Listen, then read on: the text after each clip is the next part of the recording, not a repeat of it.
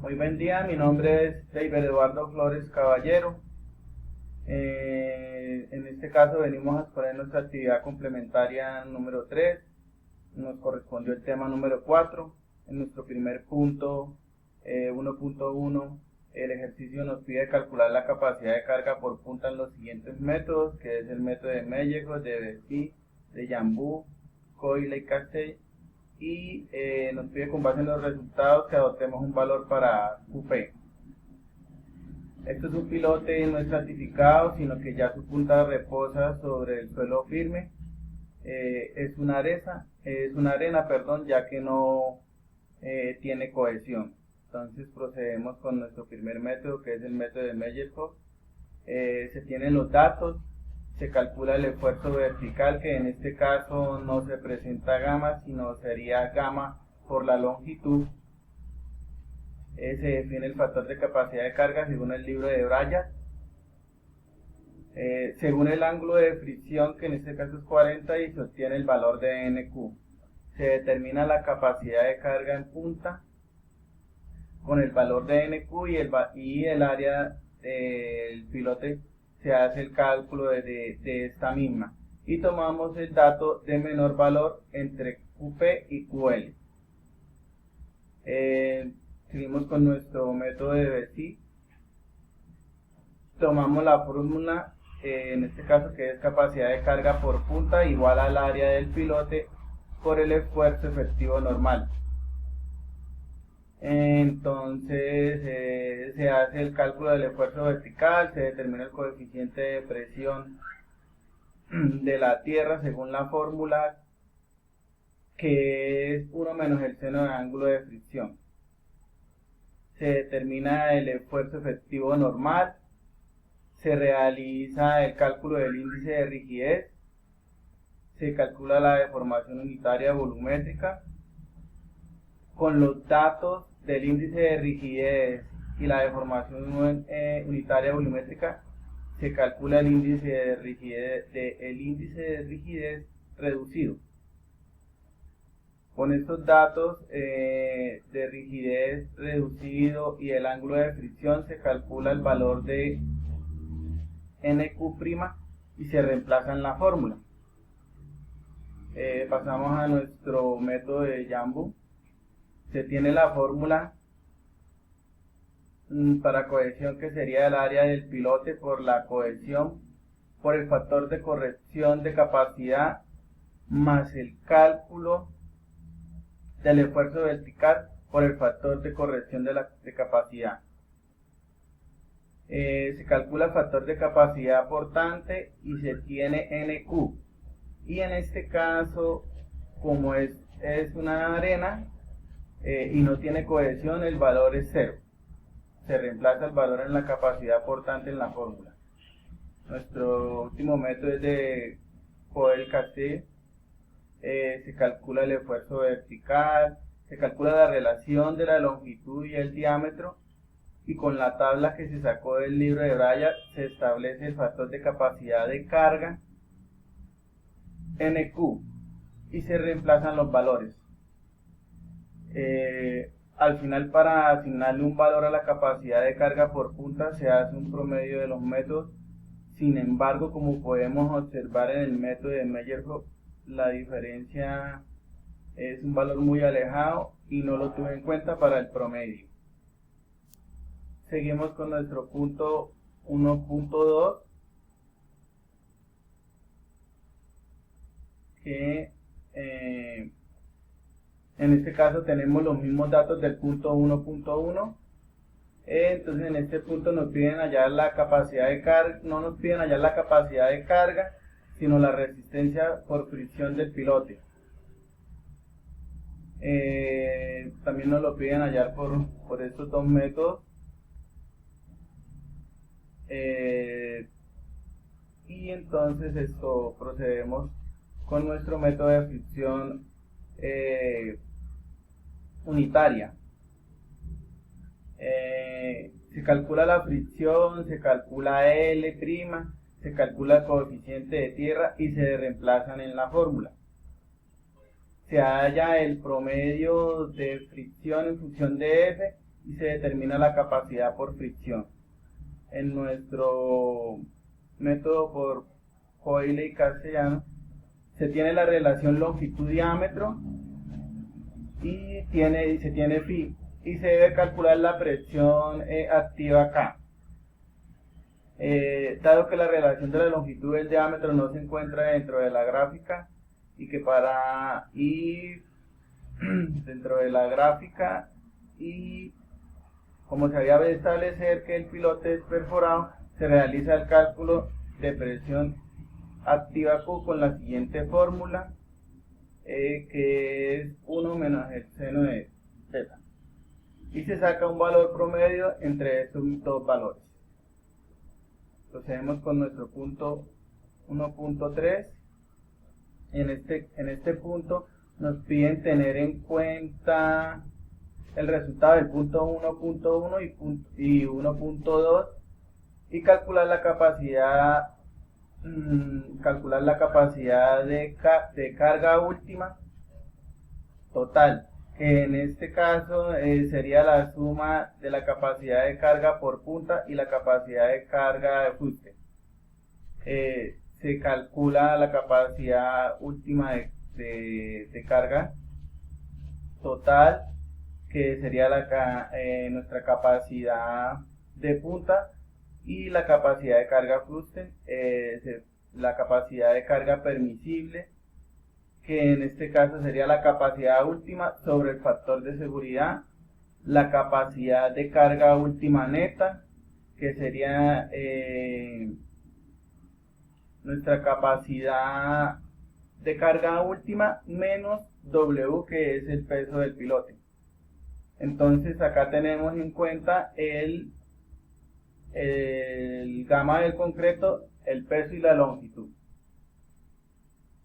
Y nuestra capacidad permitible neta, en este caso sería la capacidad neta sobre el factor de seguridad que nos dan, que en este caso sería 3. Tenemos a nuestro punto 1.4. Acá nos piden calcular el asentamiento del pilote. Entonces, el asentamiento total del pilote se compone por los tres tipos de asentamiento, que serían asentamiento elástico, el asentamiento causado por la punta del pilote y el asentamiento causado por la carga transmitida a lo largo del fuste del pilote. Entonces, en nuestro primer asentamiento elástico por pilote se utiliza la carga soportada en la punta en condición de trabajo, la carga soportada por la resistencia por fricción, el área de la sección transversal, la longitud del pilote y el método de elasticidad del material. En nuestro segundo asentamiento causado por la punta del pilote se utiliza el diámetro del pilote o el ancho. En este caso pues sería el diámetro, ya que nuestros pilotes son de forma circular, y se utiliza la carga por punta por el área unitaria en la punta del pilote. Se utiliza el módulo de elasticidad, la relación de Poisson y un factor de influencia. Y nuestro último asentamiento causado a lo largo del fuste del pilote, se tiene en cuenta la carga soportada por la resistencia por fricción, el perímetro del pilote, la longitud empotrada del pilote, el diámetro, el módulo de elasticidad de material, la relación de Poisson y al final un factor de influencia. Y la suma de estos tres pues nos dan el asentamiento del pilote. Procedo con mi punto número 4. Entonces mi punto número 4 me dice: considere un grupo de pilotes de concreto de 3×4. Los descalles de cada pilote y de la arena son similares a los descritos en el punto 1 y D es igual a 3. Estime el asentamiento elástico del grupo de pilotes. Entonces se debe tener en cuenta el ancho de la sección del grupo del ancho o diámetro de cada pilote y el asentamiento elástico de cada pilote. Nosotros ya tenemos el asentamiento elástico por cada pilote, ya que se calculó en el punto 1.4, y realizamos los cálculos del ancho de la sección del grupo de pilotes, que sería, BG. Nosotros con D podemos calcular LG y LB y BG, Ya teniendo BG, el valor del diámetro y el asentamiento elástico por pilote unitario, se calcula el asentamiento elástico por el grupo de pilotes. Reemplazamos los valores en la fórmula.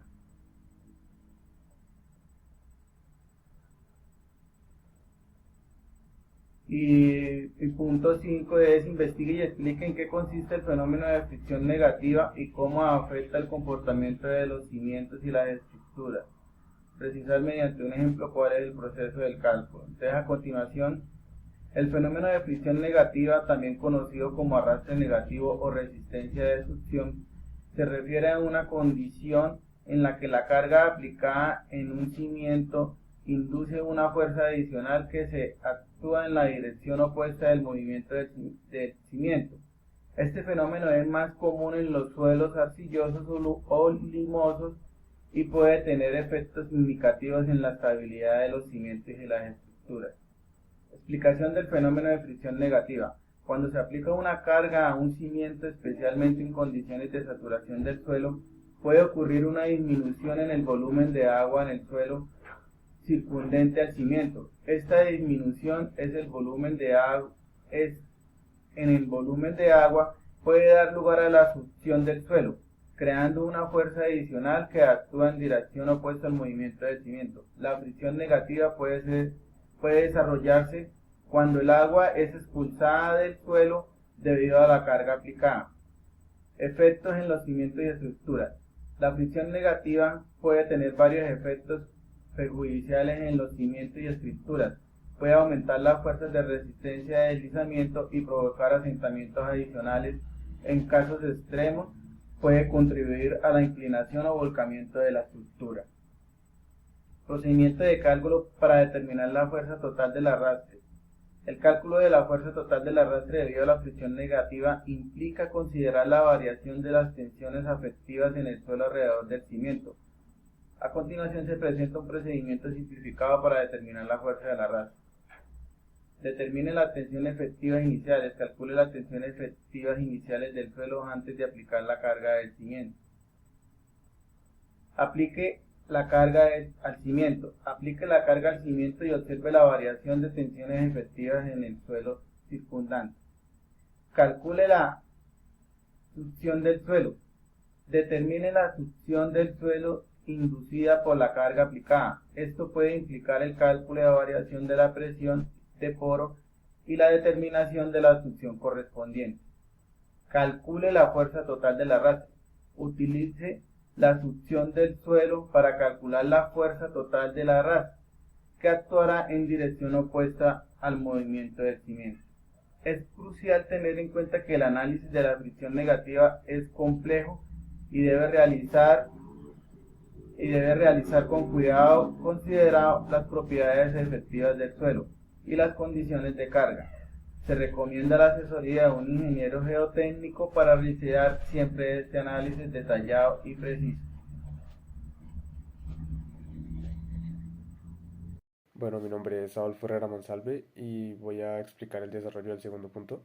Primero tenemos pues que hallar la fricción superficial usando el método de lambda, alfa y beta. Tenemos un pilote circular en un suelo estratificado y nos dan pues los datos, las condiciones del suelo, donde hay presente un nivel freático y pues en base a los datos hallamos primeramente el área del pilote. Luego vamos a desarrollar el método de lambda. Para desarrollar el método de lambda toca hallar la variación de lambda usando la longitud de empotramiento.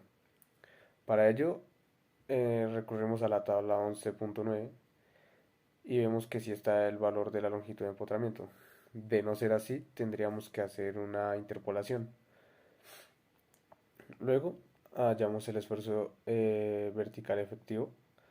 hallando el esfuerzo vertical, luego el cálculo de presión de poros y después el esfuerzo efectivo. Usando los esfuerzos efectivos, pues hacemos el gráfico, hallamos las áreas y luego hallamos el esfuerzo promedio. El esfuerzo promedio lo hallamos con la suma de las áreas sobre la longitud del pilote. Luego se calcula el coeficiente de cohesión promedio. Este va pues con respecto a la longitud de cada coeficiente. Entonces digamos para el coeficiente 1 tendríamos que usar el coeficiente de cohesión por la longitud del estrato 1 sobre la longitud del pilote.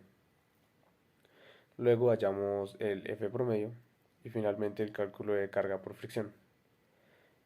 Esta P que está ahí antes de la carga por fricción es el perímetro.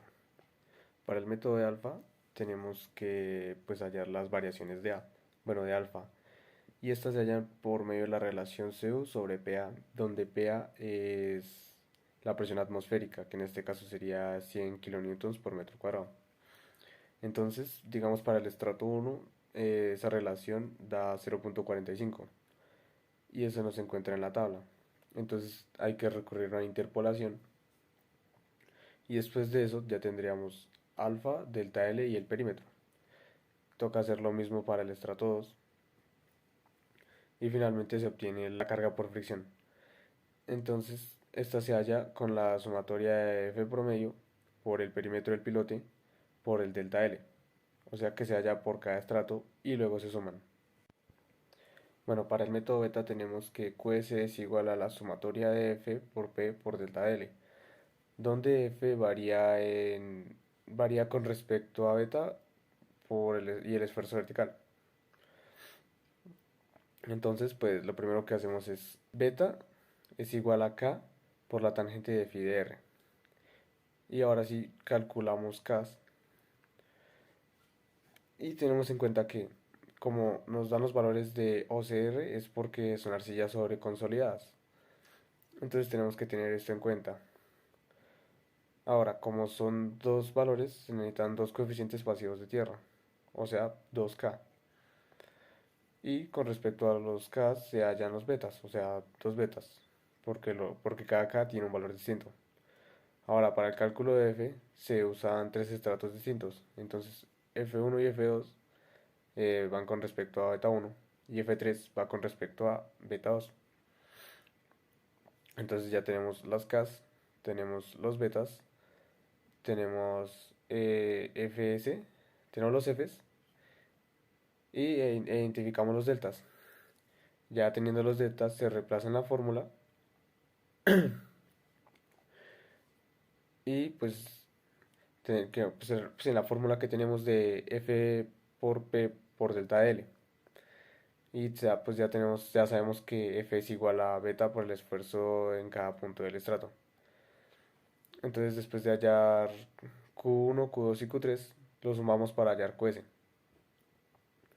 Entonces finalmente pues con base en los resultados los vamos a ubicar en una tabla.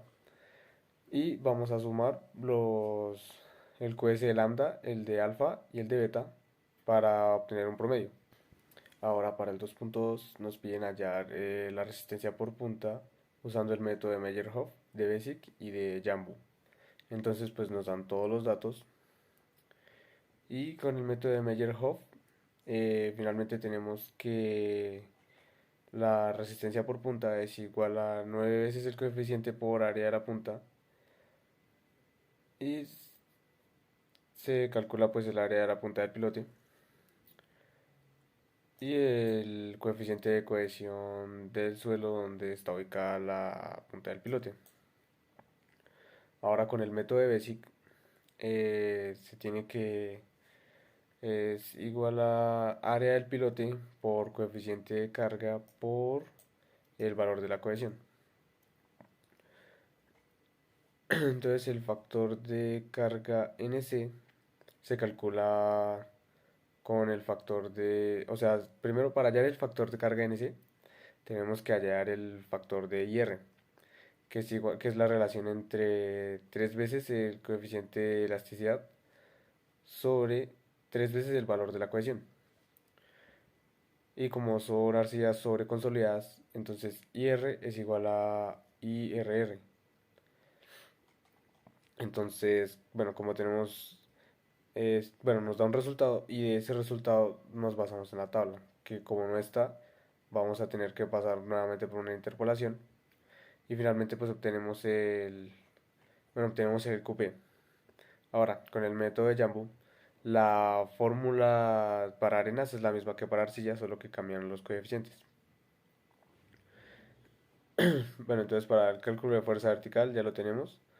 El cálculo de factor de capacidad portante nos queda que nos daría, bueno, como queda tangente de 1,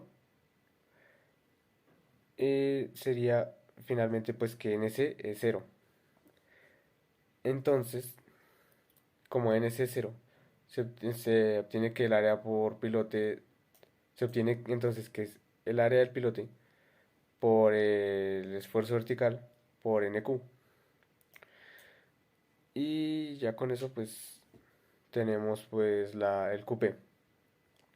Para terminar, está pues al organizar, tenemos que organizarlo en la tabla y al organizarlo en la tabla pues vemos que no están tan desfasados los valores, entonces pues solamente buscamos un valor promedio y con eso finalizamos el punto 2.2.